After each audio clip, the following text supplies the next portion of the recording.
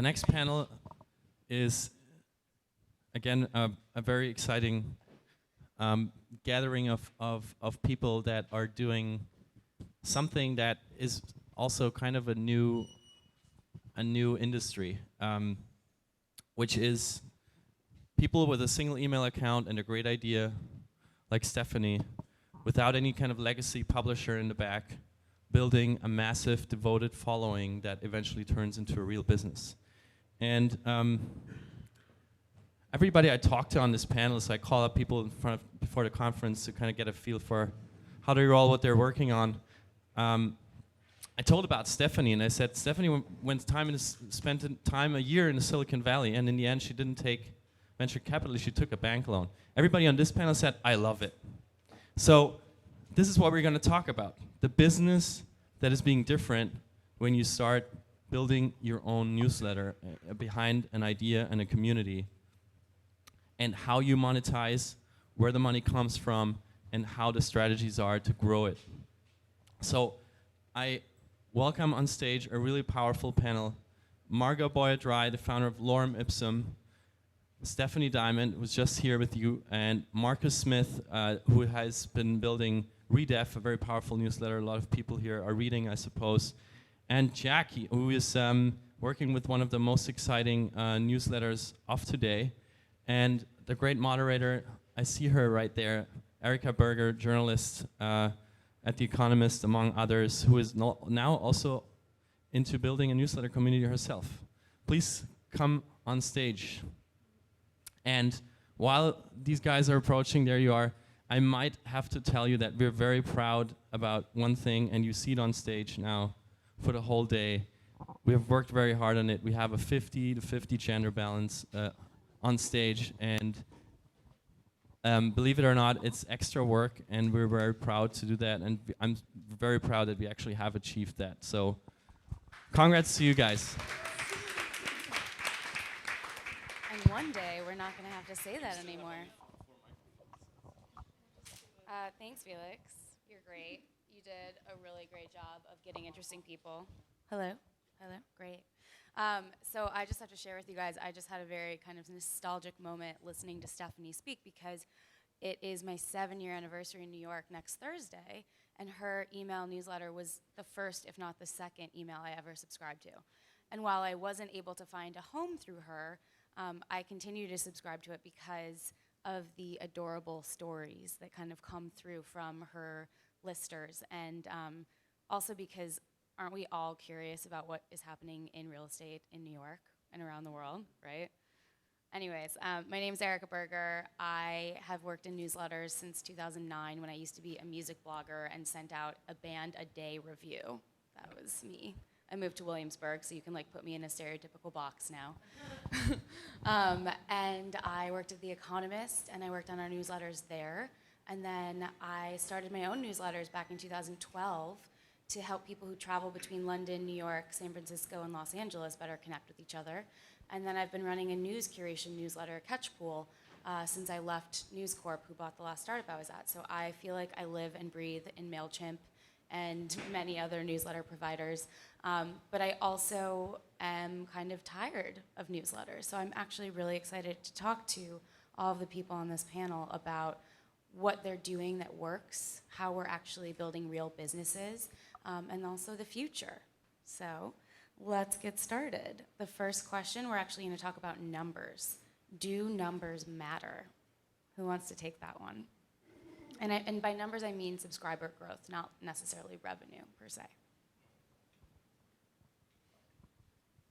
So I think the answer is they do and they don't, depending on what your goal is. So at REDEF, we don't have this huge subscriber base, but we work very hard with basically daily hand-to-hand combat for years, mostly through our CEO, Jason, to kind of find the absolute best people we think that would want to be on this list. And we worked really, really hard making more personal connections and just going that and then focusing on word of mouth. And I think, where REDEF is now, we have this kind of like, it's not a huge group, but it's influential enough that, when we're ready for the next phase, which is to kind of flip a switch and say like, all right, let's harness the power of these influencers, we'll be ready. So that's kind of what I think. I think it's not that important in the beginning, maybe, but it's more important to just find people that really care about what you're doing. Right, so maybe, how many of you guys know what REDEF is? Raise your hand. Okay, let's have a clarification moment before we speak too. So what is REDEF? Yeah. So REDEF is a content curation company, and we have 5 different verticals. We have fashion, we have sports, we have music, we have tech, and we have media. And it was started by our CEO, Jason Hirschhorn, as a hobby about 7 years ago. He was an executive in TV networks, and then he went to Sling Media. And throughout the way, he's a very curious guy. He was sending out this newsletter to just a couple of friends. And it's just something he very diligently did daily throughout 6 or 7 years. And then finally, he wasn't even thinking about making a business. And then at some point about 3 years ago, he decided, all right, now it's time. Maybe this is something I can do as a startup. And then we started to expand to other channels. So, we just spend every day combing through all the articles in any given vertical, try to find the absolute best, add our own spin on it, and send that out to people. It's interesting because there was an article that came out yesterday from somebody who I associate with Jason, a guy named Dave Pell. Have you guys ever heard of Next Draft, right? So he and his partner Gina wrote this piece about how we should stop grouping ourselves into different generations and how it's just playing into kind of the advertising space. And they were saying, like, we're not millennials, we're not Gen X, we're perennials. And it made me start to think a lot about, like, how do we quantify our success in the newsletter business? How do we, like, go out to market? Do our numbers matter? Do age matter? And it's just something I want you guys to think about throughout the entire panel. Like, how are we trying to kind of quantify and monetize and think about our numbers and what's wrong about it and what's right about it? Okay, Margot, do you want to go next? Done. Yeah, on a similar note, I mean, I think volume is great if you are trying to, like, sell media space, for instance. But what drives volume if not engagement? So I think most of us here have grown through largely word of mouth. That means people have to love what you do. Furthermore, if you have, like, the most amazing growth hacking mechanism in the world, you can get all these people sitting on a list and then they'll, like, fall off immediately. So a big number doesn't necessarily come from anything but a beautiful product. Yeah, Right. well, and quality, right? Right, exactly. Yeah. So tell everybody about Lorem Ipsum and kind of the history, and maybe mention that you worked at Poncho, because we were talking about Poncho this morning. Word, yeah. So if you all were here this morning, I used to run marketing at Poncho. Does everybody know what Poncho is? Ooh, Mick knows. Poncho's a animated cat that sends weather forecasts via text message, email, and bot. So It's great because you can put in your commute and it tells you what's happening. It's very specific. It's like reframing the way that you understand the weather every morning, right? Yep. So that's Poncho. I started Lorem Ipsum while at Poncho. Lorem is a daily email newsletter. So if you ask other people, people might say it's like the skim for what's cool. I've heard that a lot. I think of it as a place where we laugh about pop culture and current events in a way that hopefully makes you think about them sociologically a little bit. We have a music review every day, a couple of articles, and then some sort of item. And then that roundup every day amalgamates to some sort of lesson or commentary on the way that society is happening right now. So, like, we had a nice Trump moment yesterday, talked about, is everyone, like, up on the wet wipes phenomenon right now? No one's laughing, it's about poop. So, yeah, it's like a little edgy way of engaging on just the things that are happening now. She was pumping a bidet a couple days ago, a bidet brand. Yeah. Like, actually, like, seriously. Yeah, so poop as relates to things like race, class, and gender.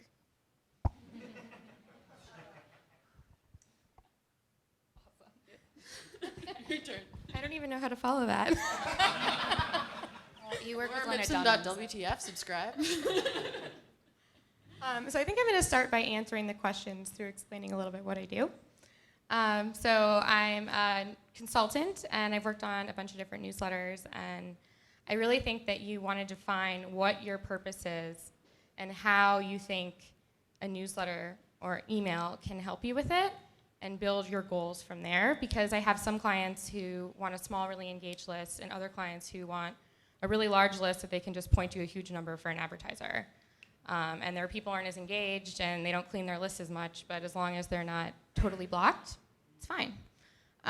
So I would say to just really keep that in mind, like what is your pie in the sky goal, and work back from there. So would Because you, numbers can be manipulated. Like you can take people off your list, you can add a ton of people to your list, and it's at a certain point it's all arbitrary. you can send to targeted groups within your list as opposed to sending to the whole list. Yeah. I mean, so one of my businesses, we never report our subscriber number, and we still get sponsorship revenue. So I think it goes back to this question of like, who's your audience? What are these numbers for? Is it about quality? Is it about quantity, right? And I think it varies a lot. Like I've worked with, I started off in newsletters at the LA Times and helped launch Lenny Letter and Clover and Daily Chatter, which is a paid newsletter.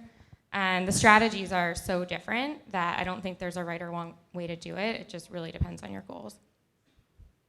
Does everybody know what Lenny Letter is? Oh yeah, sorry, I just threw out all those names, but they're all newsletters. I agree with everything that you're saying counts for Listings Project as well. What comes up for us is if I read the percentage of people who are reading it each week, and if that number varies, then I think about, did we spam into people's inbox, which is something that we think about all the time. So I don't want to do that. People want our list. They sign up for our list. They choose to be on there. Then readership should be up. I mean, we have a high percentage for readership, but it shouldn't be spammed. The numbers sound cool when I say, I have 150,000 listers to like my art friends. So it all varies, but we don't have sponsorships like that, so we don't need it. How do you guys think about newsletters as community drivers and community conveners versus like a place to have idea exchange, or like kind of share something that you think is relevant to your audience, and it's like a top-down kind of idea thing versus like this back and forth? That's something I'm thinking about a lot right now. As of today, Lorem Ipsum is a one to many, but if anybody responds to me, one-to-one interaction. And then if somebody says something really awesome back to me, then I'll publish it in some following issue. But people are funny and smart and engaged, and so I keep wondering if Lorem ought to be more of a kind of community repository, because basically it acts as a magnet for like smart, interesting people who are thinking about stuff. And it's fun when they're thinking about it with me, but it might be even more fun and interesting if they're thinking about things collectively. So, great question, Erica. Yeah. I think about it a lot. I think people tend to think whoever's sending the newsletter is almost like this Wizard of Oz person, and you just take the newsletter and you read it and you're like, oh, that was really interesting, and then you don't think about it. But on the other end, I could tell, at least for our curators, in your point, they love it. They love the feedback. And you just say, hey, we're really, this song made my day, or these collection of articles, I thought you really knocked it out of the park.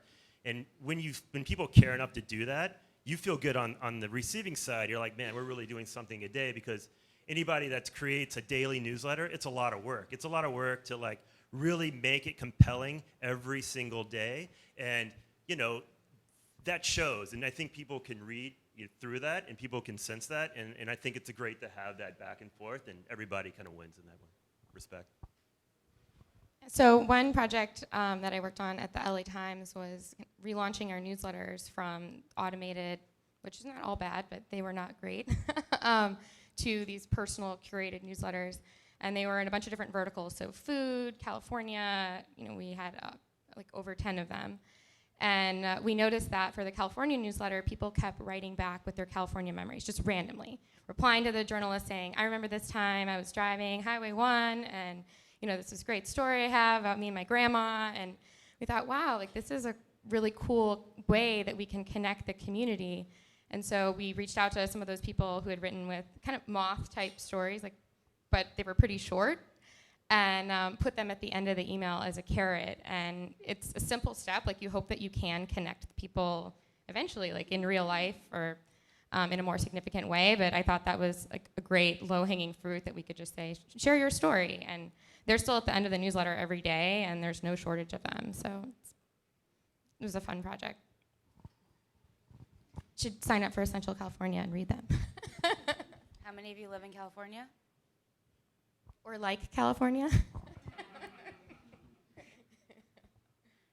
Like you said, you stay on Listings Project because of the story. So every week there's a story from a lister on Listings Project, and on the Listings Project site it has every single story. And I think that is a big driver for us to keep it going, and also for listers to see how intimate it is. Sometimes there's a note from me as well. But like I said, that all the categories are generated from listers. So the latest one is rooms for rent, we're noticing is super popular because people are trying to find roommates. So how are we going to build that one up so people can be really connected? Oh, and just one final point is I think it's the most authentic type of content that you can push out there, because it's people who already love your product, but they're writing in with something that may or may not be exactly related. So Essential California is a news, it's about the news every day in California, and a story about someone driving Highway 1 isn't directly related, but it's so authentic that other readers really love it. So the authenticity piece of it, I think, is really big. So that segues us into a really nice kind of conversation about how do we grow in an authentic, organic kind of way versus, do you spend money on growth tactics, and how do you iterate while you're trying to grow and test? Who wants to take that one first? I think about it all the time because, yes, I'm in Silicon Valley. People have offered to help me grow in ways that I don't want to grow. And so it's a fine line. So if we're huge, will it still work? And does it need to be huge? What are my needs? What are the listers' needs? So I want to make sure that we can continue to curate and we can continue to take care of our community and continue to help them find a safe space to live in a happy space. But what's the ceiling? So we think about it all the time, but we've made decisions to stay word of mouth for those reasons and not take out ads. But I'm not against it if it works well. So we're always kind of watching it. Have you done anything specifically on the product side to make it easier to forward to people? Or is there like a button, or like how, I've noticed that if I put please forward us to your friends, like in our actual text, in our curation, like they get forwarded more than just like having this button that kind of blends in like a banner ad does per se. Yeah, that's a great question. Yeah, I mean, I've completely redone the email. I'm used to just look typed, so it's completely redone. It's really more intriguing. For a long time, there was no website. Now there is a website. So yeah, I've helped my community to feel like it's great, and if they want to share it, they can. And as we make it better, it's shared more. Yeah, on that note, I used to have no share. I thought I'd be really tricky and put in a little button. So my URL is lorem-ipsum.wtf. And so I put a button at the bottom that just says .wtf, and I was like, oh, people will totally click that and then share it, the newsletter, because it was linked to the sign-up page. Obviously, no one clicked it. After a while, I changed it to, are your friends reading Lorem? Why the fuck not? And that works so well. People share so much more now. So we do grow by, the royal we grows by word of mouth. And also a thing that I do that feels really gross as a premise, but actually is not gross necessarily if well executed and actually pretty fun for me, is co-branded partnerships. Free growth for everyone. Basically 4 or 5 media outlets get together, give something away, everyone promotes that thing. People sign up to win that thing from all the different outlets. They funnel into a central place where all of those people get shared across the outlets and everybody grows. Are those sweepstakes? Is that different than sweepstakes? No, it's the same. Okay. So do that and grow quickly. People are used to that. On the publisher side, people are used to doing sweepstakes and syndication partnerships in order to exchange audience. For sure. And again, as a premise, it feels low quality and not that fun. But people find kind of like incidentally find your thing, and if they're the right people, they stick around. But for me, it's also super gratifying because I really love ads. Like in another life, I think that I maybe work at an ad agency. And yeah, you get to make creative campaigns on this stuff. Like next week, can everyone keep a secret? I need like a collective nod. You're not going to get a nod from the live stream. Isn't there a live stream? All right, just partners, I apologize. So next week, I'm launching a really fun one with like New York Magazine and some other people. We're giving away the standard trip to somewhere, but it's a trip to Canada or Mexico, depending on the election outcome. Exactly. So like this is fun. It's gonna get the right people. Like you all laugh. You probably all like my newsletter. Anyone who interacts with this thing will probably also like my newsletter. So each of these things is at once like a seed that you spread and kind of a filter for the people that you want. Everybody signs up for sweepstakes. It's like the most popular thing. When in my research, I've learned that. I do it. You do? I sign up for sweepstakes, yes. Great. We've talked to a lot of companies about this because we have the same problem. And everyone says, put the sweepstakes on, you feel bad about it, but those people that come on for the sweepstakes, they usually generally staying more than you think they would. And then also, everyone hates the full modal, but that works really well too. So those two things that kind of makes me hold my nose and I think is I'm sorry, like on the what's a take. full modal? So the full modal is when you go to someone's site and you're on it for a couple of seconds, and then all of a sudden it's taken over by this huge modal that says, please sign up here to get on our mailing list. And then usually you click it away as fast as possible. And You can find the X grumble to a click it little bit. away.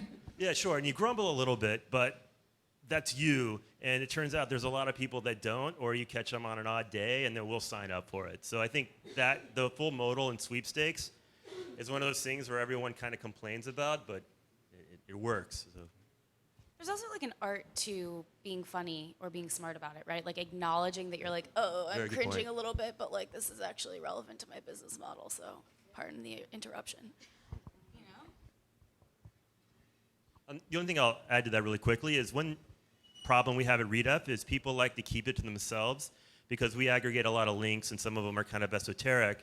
So people want to be kind of the person that sends them to their friends and they don't want to reveal the source. So we have a lot of issues with people like, we love REDEF, but I don't want anyone else to know where I'm getting all this good content. So what we're doing now is, REDEF is a little bit more than a newsletter. I mean, that's how we get to more people, to the most people, sorry. But it's also a social network. So pretty soon we're going to be able to kind of reward people for sharing REDEF. And then if you sign up for REDEF, you can sign up and follow what other people are reading. And we're trying to create this kind of community sense through our own social network of like-minded people that want to share information, that maybe they'll find something that's not even on REDEF, or maybe not. Maybe they'll just throw around things that's already in REDEF because there's so much content that it's easy to miss. So that's another thing we're thinking about. And then maybe some conferences and things like that to have these people together physically in the same room. Sounds like a media business. Yeah. I think we all have mini media businesses, probably, whether you want to admit it or not. Yeah, so to like really hammer in that point that you just made, I got an email from a PR agency last week. Subject line, people think I'm hip, but I really just read Lorem Ipsum. And this woman was like, I read your thing and I on purpose don't share it. I'm a PR agency. Hey, can you help me publicize something? And that's when you know you've made it big. Yeah. Anyway, so like it's real that if you're sharing information that people feel like they can't get somewhere else, they don't necessarily want to share it because they want to look like the cool kid. Like if your capital is that proprietary information, like people will so happily co-opt that. That's awkward though. So what did you say back to her? Like, sure, I'll work with Perrier. You know? Perfect. Okay, so let's talk about, speaking of working with Perrier and weird brands and PR agencies, let's talk about like how we experiment and pivot, right? Have you guys had like that moment where you're like, this isn't working, or like, wait, why did this just work? And what did you do about it? So we have a very vocal community, so people will just tell us. We kind of have this a little bit of street sense in REDEF, so people can be very honest with us. So a lot of times people will just like say, look, I love you, but this thing you're doing it's just not going to work. And then you've got to step out, take that 2,000 foot, 20,000 foot view and be like, oh, they're absolutely right. Sometimes you get within your own idea bubble and you think these are great ideas. So it really takes other people kind of doing that. And then, on the other end is testing, like Stephanie said, you see like what happened. Like people were doing all this kind of activity on our newsletter, and then we made a change, and then they weren't. And maybe in the beginning they weren't because it's new, but if they weren't for a while, that means they haven't readopted. So that's another thing you could probably do. I know I had this moment. I've been running these newsletters for 4 years, and we never put the content up on a site. We never created this kind of like evergreen site where you could parse through our interviews and our company features. And it was more out of like laziness and also like wanting the newsletter to be this thing that like, good for you, you've subscribed the whole time, you got all of our content, right? Versus being able to like come 4 years late and go through everything, But recently we decided to put our archives up because we realized we had so much interesting content. But I have no idea if it's actually going to pay off. And I have zero interest in driving traffic to it. I'm not going to like socially promote our website with old interviews and cool companies. But like that's the experiment we chose to do this quarter. And maybe in the future you will want to promote it, so you have the option. I think about that. That's what's happened with us recently. So I'm in the Bay Area. Like I'm here, why don't I try to expand Listings Project even more here? Because we are everywhere, but it's, word of mouth. It started in New York. It's bigger in New York.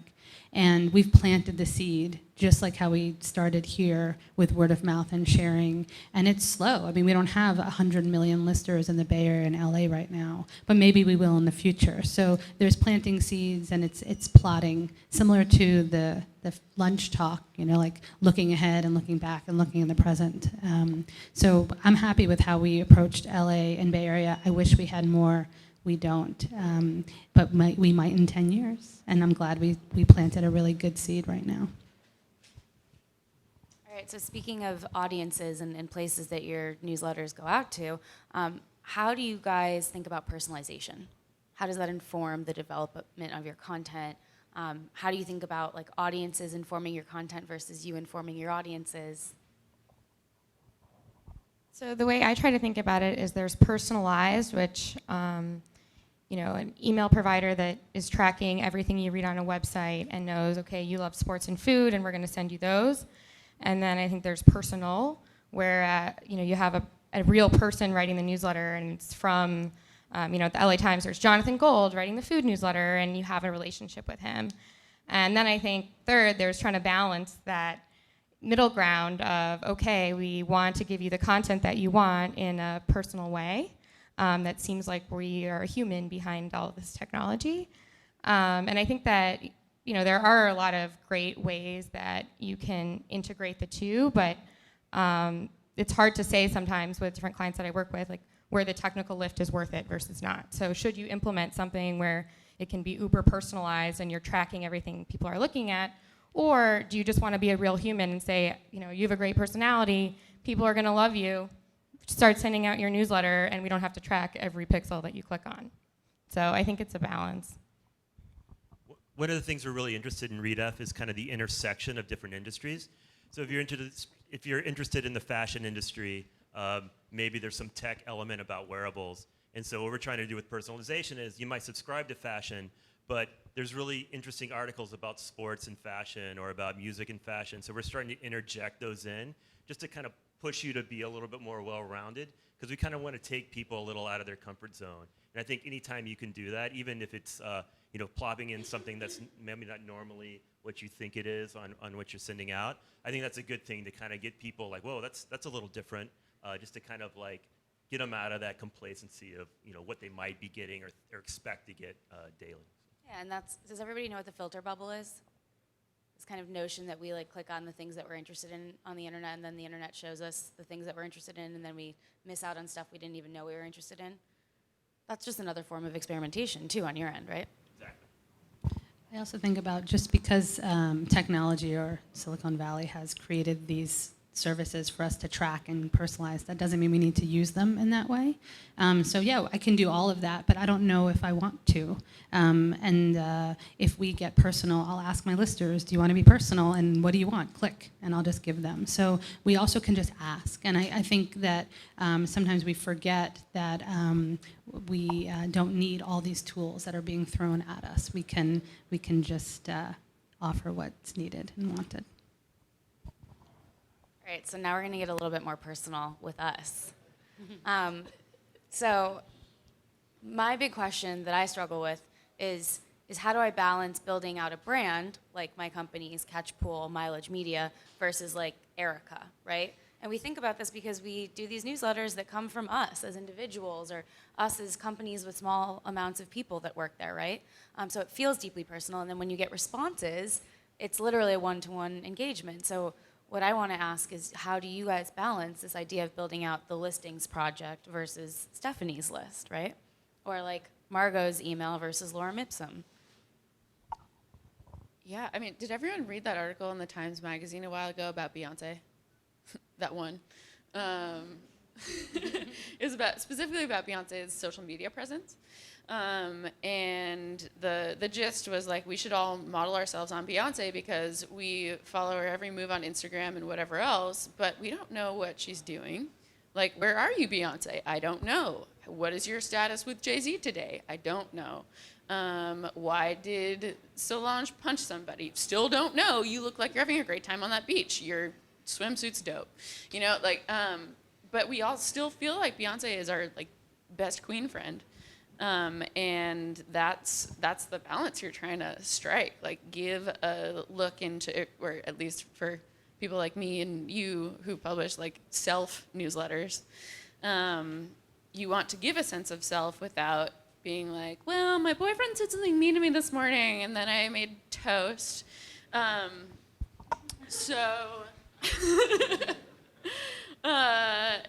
Yeah, like, for me, the balance really is just that the content of the newsletter is so much based on my perspective on things. And in that way, it's a view of me. But, like, I don't give details about my life. I think it's clear that I live in Brooklyn. That's about as much as people know about me, except that, you know, they know what I listen to also. So in ways, this thing is, like, super, super intimate. But in other ways, like, you don't know me. Also, there's a funny life balance thing where, like, every so often I'll talk to a friend who's like, well, is that your real personality, or would you just say you're like packaging something? Which is like the worst leading question in the world. Like, you're my friend, you know, every interaction is a valence of you. And like, me talking to you is different from me talking to my mom. I'm not going to talk to you the way I talk to my mom because you're not my mom. So this is the way that social things work. But you do have to focus on not giving up too much, I guess. So one of the things, if you're a member of REDEF, it's very centered around our CEO, Jason. So he's like an open book. He'll talk about anything from his heart surgery to his complaints with customer service to the actual media industry. And, you know, that kind of sets the tone. And in our place, it's very centered around him. But what we've managed to do is we have all these other curators and the verticals, is we create kind of like a style. So this is like the REDEF voice, and it's, you know, it's always inquisitive. It's never nasty. We don't care about breaking news. We care about the deep dives. And by having some sort of framework of the voice that kind of lends itself to your personality, I think that's a really good way to say it, because you're like, this is my persona. It's like part me, but also part this thing that I'm represented in my business. So I think you can do it. And I think you just got to get in that sweet spot, and then everything actually becomes easier because it becomes consistent to the voice and the tone of what you have. And on the business side, advertisers, if you're consistent, advertisers are aware of what you're going to behave like, right? So it's almost, I always was like, people aren't going to want to sponsor our newsletters or, you know, advertise for jobs or housing or whatever. But actually, like, as long as you're consistent with the choice that you make in terms of how personal or impersonal you are, like, they're used to it. Yeah, we have time. That's part of why we're starting the blog, because I find that with Listings Project, because it's real estate, it's really one thing that we're offering, but people are constantly emailing to find out information, and because I often write a personal note at the top, people respond like, oh, I like that note, and tell me more. How did you start a business? Or I'm an artist too, what do I do? Or how do you balance work and life? So I'm interested in sharing more, but through the blog, so it can just happen. Maybe we'll feature blog posts on the email. That's a new experiment that we'll see if it works or doesn't work. The reason why it's not Stephanie's List is I didn't mean to start this project. People call it Stephanie's List, and I looked into buying the URL, and it was being sold by like Mr. Chubbs, and he also sold all these like pot sites, and he wanted to sell it to me for $250,000. So I don't need to buy that. I have one fast example. So I worked with Anne Friedman on kind of moving her newsletter over from TinyLetter to MailChimp and doing a design, and she's a great She's example. an awesome journalist. If you guys She's don't know who really she is. awesome. Yeah, and she sends a weekly newsletter called Anne Friedman Weekly. Sorry, should introduce the newsletters.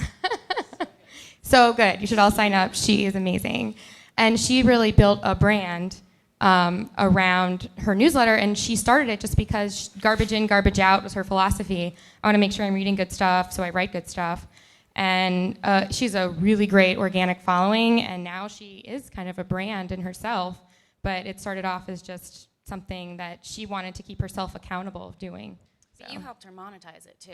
I did. And you came up with something super innovative to monetize it. I have to give Anne the full credit. It was Anne's idea, and I helped her do it. So Anne is an amazing journalist and also is a smart business person, although I don't think she thinks of herself that way. And her idea was to say, okay, I don't want to put cheesy ads in my newsletter, but my audience is really interesting, and some of them have things to sell or things to say.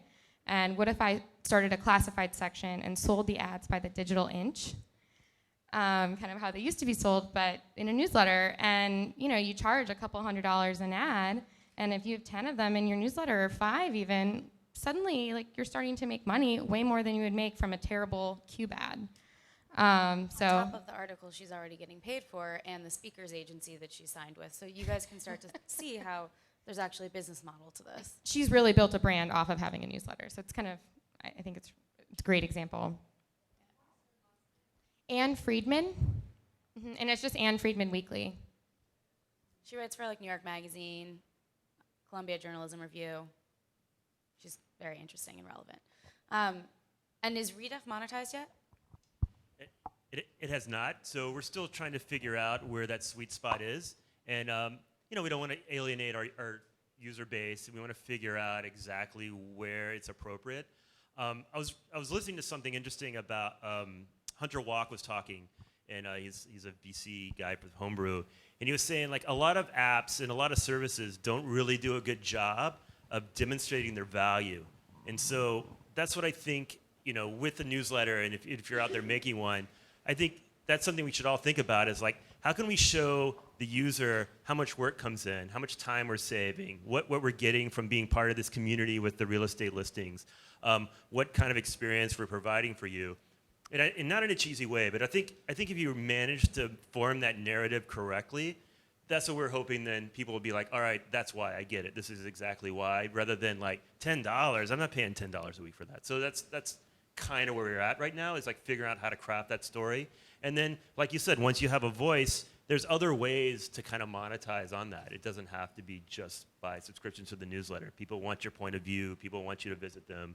Companies might be interested in what you're doing, specifically for them. So there's other ways to kind of think about that. But we're still in that mode of we'll get there, but we have to at some point. So TBD. Okay. TBD, that's great.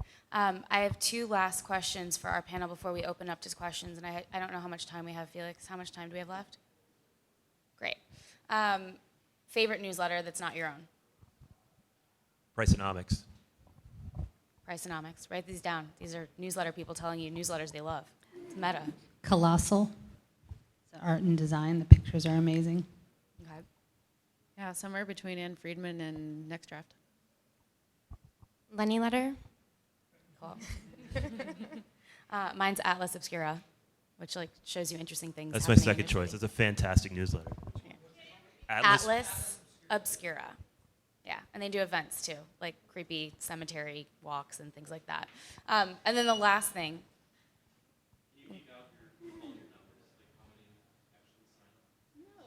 You want our subscriber numbers? GTFO. I said that We earlier. just said it when the thing went off. Did you hear it? Everyone said it. Oh, sorry. We talked about this earlier. We don't have to release these. People understand there's quality. I think it depends on, look, the truth is it depends. Like, who are you selling ads to? Is your audience, like, high value? Like, my audience are decision makers and startups who travel between London, New York, LA, and San Francisco. Either you want to advertise with us and you don't care what the open rates are, or you don't, right? So it's more of a philosophical thing. All right.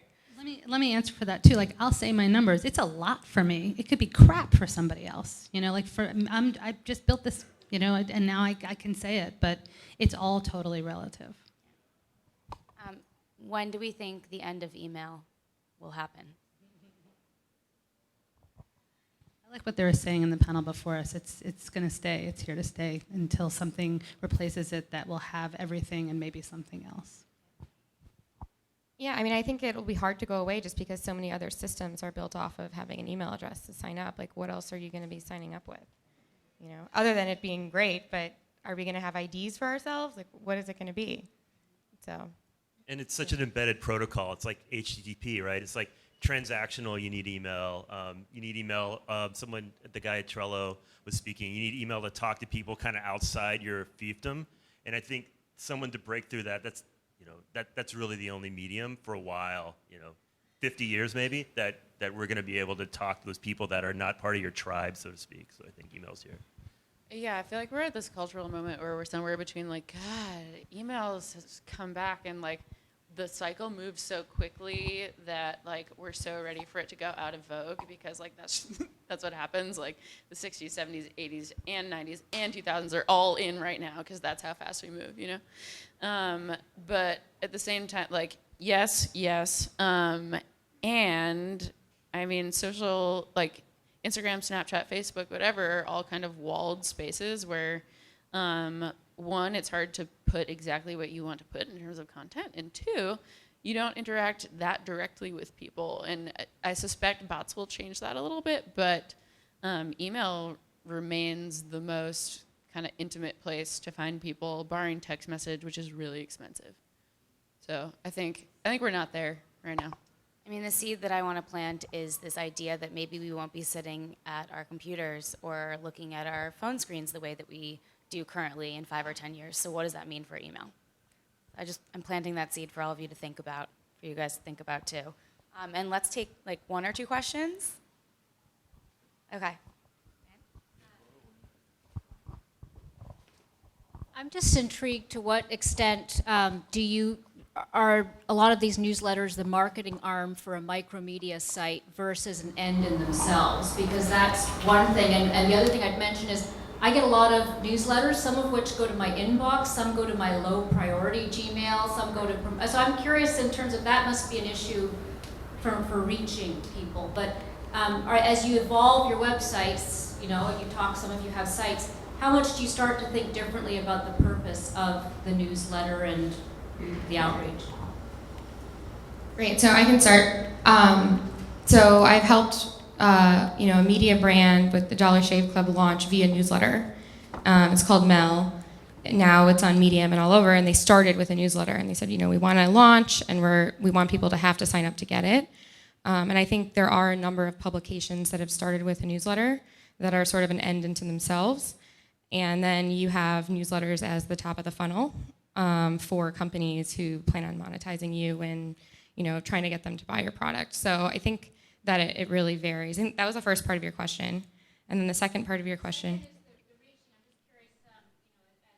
A lot of this stuff I find, if it's a personal friend, then it comes to my inbox. But a lot of the newsletters I sign up for end up going into these filters with Gmail where I have to go search for it's under promotions. Yeah. Like, how did that become a promotion? Yeah, there are 3 main ways to get people over from promotions. The first one is if you have their first and last name, you can send it in a certain way, like MailChimp makes it really easy, where you check a box in the beginning of MailChimp and you say, I have their first and last name, and if you have it, it will go to their primary folder a lot of the time. which is the easiest way because you control it.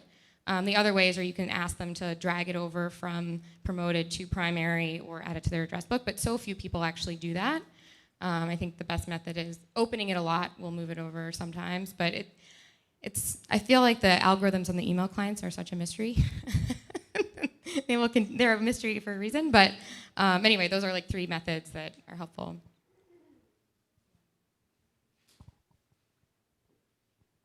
If you're a small brand or a company with limited resources, how do you decide whether to invest in newsletters versus social media?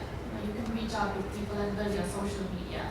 You don't need to invest in newsletters. So at what point do you decide to get into newsletters? You do not want to hog the microphone, but you can't own people on social media. So, Facebook, you're going to have to pay to reach your own people over and over again.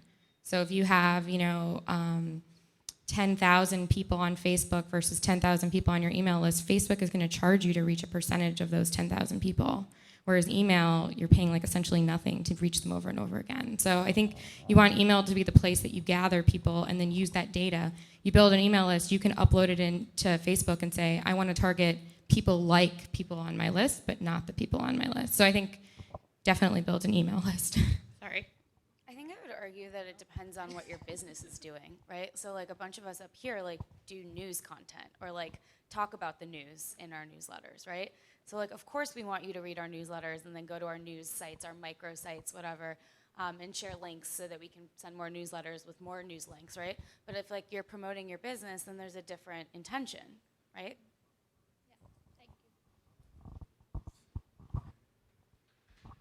Great panel. Oops, sorry. Great panel. Thanks very much. I have a question. It seems like all of you guys have a really definite point of view and in the way you do it, which is what makes you successful. And I was just kind of curious as to if that was part of your strategy setting out. Did you actually think about it, or was it just part of your organic being? And I know I speak Greek fluently, so I signed up for Lorem, and I was shocked, in a good way, and I cracked up because I had no idea what to expect. And obviously, it was a point of view, but all of you guys do that, and I'm sure it's what makes it work. So I was just curious if I I mean, I think the best kind of brands anyway are stories that are so natural you can't help but tell it. So in your example, it's perfect. There's no kind of like, well, should I do this or should I do that? If you just kind of stay true to your true north, no matter what that is, and build your brand around that, it becomes really easy, right? Because then you don't have to be like, well, does this fit, does that? You kind of know in your gut, and that's kind of how we feel about it at REDEF. We have this very set way of interacting with the world, with our inquisitiveness and kind of like, I don't know about this guy type of stuff, but we never have to fake it, so it makes it kind of easy in that way. Yeah, this seems super straightforward because my brand is an individual, but now and in my marketing life prior to Lorem Ipsum, I really think about a brand as a person, a brand as like a friend, ideally. If you are talking to people one way one day and then a completely different day the next, like who are you really? Like that's very suspect. So within those bounds, like of course, testing, I think we all test and experiment, but like without a point of view, what are we doing? Yeah, so I don't have my own newsletter. I just help people with theirs. But one of the things I did when I was at the LA Times is before I worked in marketing at PepsiCo and Starbucks, and I looked at our briefs, and I adapted the brief to be a newsletter brief. What's your voice? What's your personality? Who are you talking to? And I had everyone who was doing a newsletter at the LA Times fill it out. And I still have clients fill it out if they're starting from scratch to really, and revisit it 6 months later, because you want to change based on your audience, but you don't want to be schizophrenic. So there's a balance of adapting and saying, where have I come in the last 6 months? So I think because Listings Project is curated, that's the biggest pull. Everyone thinks that, they think that they're being taken care of, and they are. It's very different than all the other services out there for real estate. So it is about me and everyone who's working with me. I'll say the last thing, but I think I always put myself in my audience's shoes. And I say, like, how are they going to feel looking at this blend of content or these two companies in this interview? And does this make sense? And it makes sense to me because I've been like sitting in MailChimp doing it for like hours and hours. But like, can you pull yourself out of yourself and really evaluate, like, is this going to resonate, or is like the bullshit meter going off? You know? Well said. Thank you. Thank you.